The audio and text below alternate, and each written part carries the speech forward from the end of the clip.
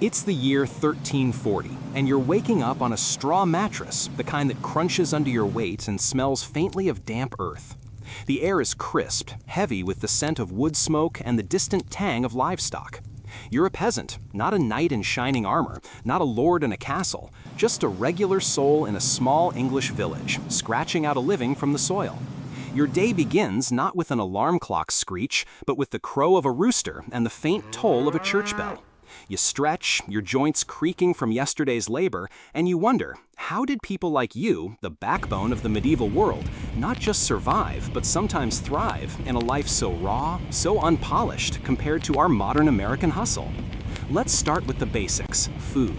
You might think medieval peasants were starving, gnawing on moldy bread or fighting rats for scraps, but step into their world for a moment. Your breakfast isn't a neon-colored cereal or a $5 latte, it's a thick pottage, a steaming bowl of barley, onions, and maybe some turnips or beans, simmered over a fire. It's not glamorous, but it's hearty, and it fuels you for a day of plowing fields or hauling water. These folks weren't dining on air, they were resourceful. They grew cabbages, leeks, and herbs like dill in small garden plots. They foraged for nettles and wild garlic. If you were lucky, you'd have a pig or two, and come autumn, you'd slaughter one, preserving every scrap.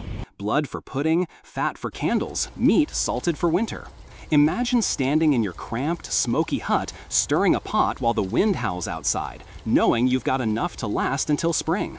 That's not just survival, that's strategy. Winter was the real test. You didn't have a fridge or a grocery store, so preservation was everything.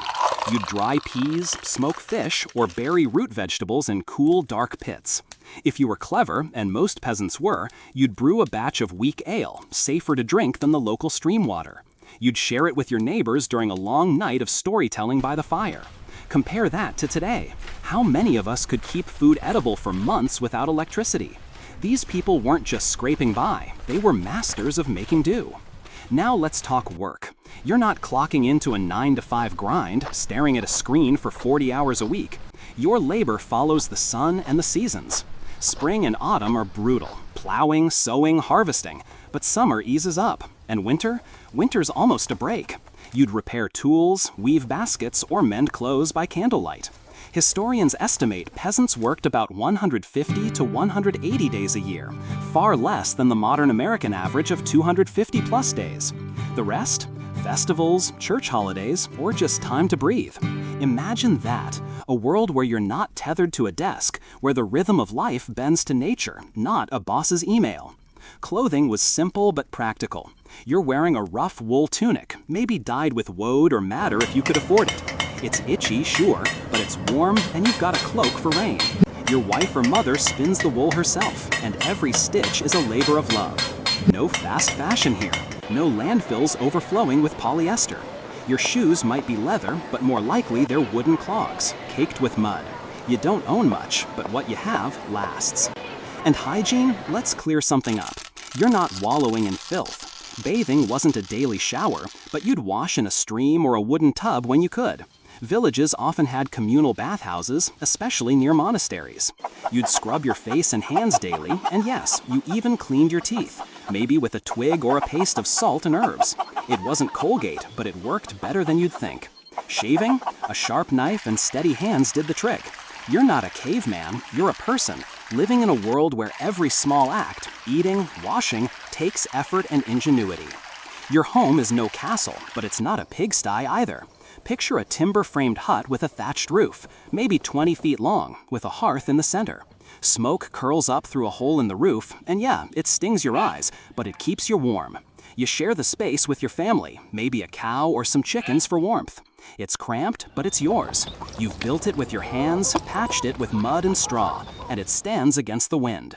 Compare that to a modern apartment, where you're paying rent to a faceless landlord.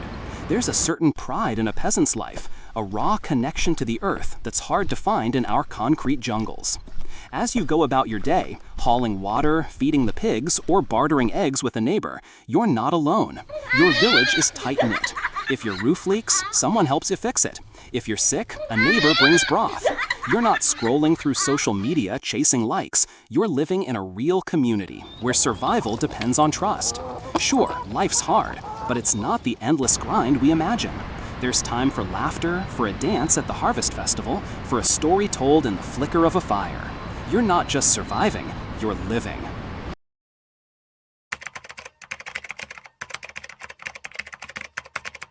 So, you're standing in the middle of your village, the year still 1340, and you hear a scream from the edge of the woods. A neighbor swears she saw a shadow move, too tall, too thin, not human. The priest says it's a demon, and suddenly everyone's whispering about charms and salt circles to keep the devil at bay. This isn't a fairy tale. This is your world, where the line between truth and superstition blurs, and every creak in the night feels like a warning. But here's the thing. This fear, this strange dance of belief and survival, shaped the medieval peasant's life in ways that might make you jealous of their clarity, their sense of purpose. Superstition wasn't just folklore, it was a survival manual. You'd hang a sprig of rowan above your door to ward off witches, or bury a charm under your threshold to keep spirits out. If your cow stopped giving milk, you didn't call a vet, you checked for curses. Maybe you'd sprinkle holy water or mutter a prayer backward. It sounds wild, but think about it. In a world without science as we know it, these rituals gave you control. They were your firewall against chaos. Today, we scroll WebMD at 2 a.m. panicking over a headache. Back then, you had a priest, a wise woman, or a charm, and you moved on. Laws, though, they could be as strange as the superstitions. Break a rule, and you might find yourself in the stocks, pelted with rotten cabbage by kids who know your name. Steal a loaf of bread, and you could lose a hand, or worse, your life. Justice was public, raw, and often brutal. Picture yourself in the village square, watching a thief paraded in a cart, the crowd jeering. It's not just punishment, it's theater, a reminder to stay in line. But here's the flip side. These laws, harsh as they were, created order.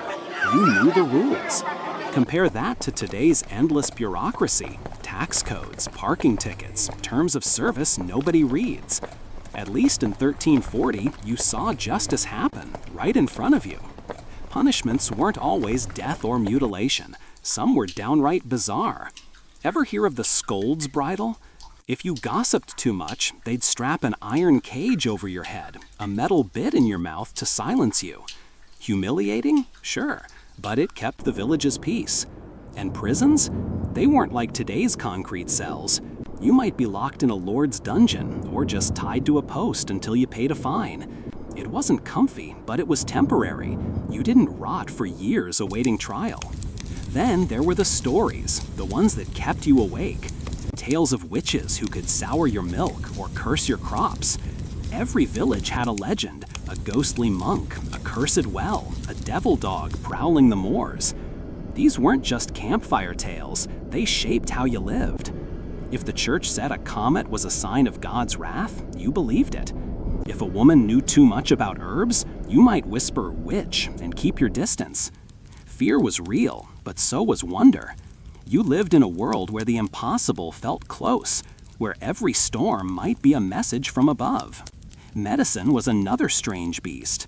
If you got sick, you didn't pop an Advil. You'd visit a wise woman who'd brew a potion from nettles or bleed you with leeches to balance your humors. Sound grim? It was. But it wasn't all quackery. Many herbs, chamomile, yarrow, actually worked. And peasants were tough. They survived plagues, infections, and broken bones with nothing but grit and folk remedies. The Black Death was a nightmare, sure, but if you made it through, you were a walking miracle. Compare that to our germaphobe world, where we panic over a sniffle. There's something raw, almost noble, about their resilience. The church loomed over everything. You went to Mass every Sunday, not just for faith, but because it was the heartbeat of the village. The priest wasn't just a spiritual guide. He was the law, the news, the judge. He told you when to plant, when to fast, when to fear. The church's grip could feel suffocating, but it also gave structure. You knew your place in the cosmic order.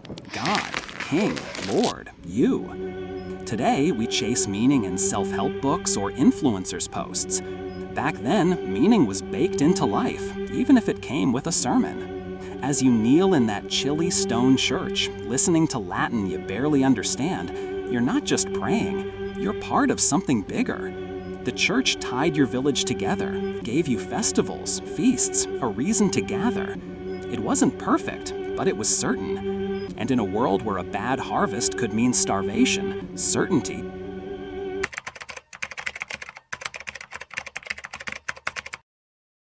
You're back in your hut now, the fire low, the night pressing against the walls. You've lived the day as a peasant, plowed a field, eaten your pottage, whispered a charm against the dark. But here's the question, was this life really as miserable as we've been told? We modern Americans, with our Wi-Fi and takeout, love to picture the Middle Ages as a grim, filthy slog. Movies show us mud-caked peasants, toothless and starving, living in hovels while knights prance by. But let's pull back the curtain. The truth about medieval peasants is messier, stranger, and, dare I say, sometimes better than our lives today. Let's start with hygiene, because we all think they were dirty, right? You've heard it, they never bathed. Not true. Sure, you weren't hopping into a hot shower every morning, but you washed. Streams, rivers, or a bucket of water did the job. Villages near monasteries often had bathhouses, and even in your hut, you'd scrub your hands and face daily. Teeth? You didn't have a toothbrush, but you chewed herbs or used a cloth with salt. Studies of medieval skeletons show peasants often had better teeth than modern folks, thanks to a diet low in sugar. Compare that to our soda-guzzling, cavity-prone world. Who's really got the edge here? Food's another myth. We imagine them eating slop, but their diet was often healthier than ours. No processed junk, no high-fructose corn syrup. You ate what you grew.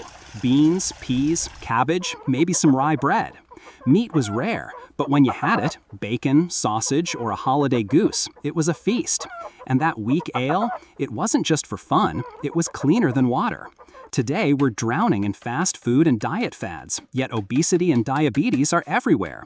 A peasant's diet, simple as it was, kept them lean and strong enough to work fields by hand.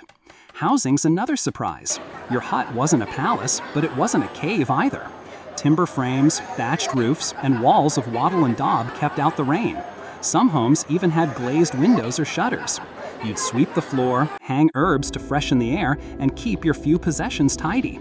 It was small, but it was yours, built by your hands, not leased from a corporation. Compare that to today's renters, forking over half their paycheck for a shoebox apartment. There's a freedom in owning your space, no matter how humble. Now let's talk about people, women, kids, the poor. We think of medieval women as oppressed, silent figures. Not quite. Sure, life was patriarchal, but peasant women weren't just sitting pretty. They ran households, brewed ale, sold goods at market, even worked fields alongside men. Some became midwives or healers, wielding real power in the village. Kids? They weren't coddled, but they weren't slaves either. By age 7, you'd help with chores, herding geese, fetching water, but you also played, learned songs, and joined festivals. The poor, meanwhile, weren't invisible. The church and village pitched in with alms or food, a safety net we've largely lost in our every man for himself world. And science? We love to say the Middle Ages were dark, as if everyone forgot how to think. Not true. Peasants weren't scholars, but they knew their land, when to plant, how to rotate crops, how to read the weather. Monasteries preserved books, and even village priests might know a bit of Latin or math. Watermills, windmills, and early plows were engineering feats, built by people who weren't just dumb farmers. They didn't have Google, but they had practical knowledge, passed down through sweat and trial. Here's the real kicker. Their life had balance. You worked hard, but you rested hard too. The church calendar gave you dozens of holidays, saints' days, harvest feasts, Christmas weeks where work stopped. You dance, drink, and sing, not to escape life, but to celebrate it. Now look at us. We're chained to our phones, working overtime to afford things we don't need, chasing a dream of happiness that's always out of reach. A peasant's life wasn't easy, but it was real. You felt the earth under your feet, the weight of your tools, the warmth of your neighbor's fire. You had purpose, community, a place in the world. So, as you sit in your hut, the embers glowing, ask yourself, is our modern rush, our endless grind, really better? Or did those medieval peasants, with their simple meals and hard-won rest, know something we've forgotten? Their world wasn't perfect, but it was theirs. And maybe, just maybe, they had it better than we think.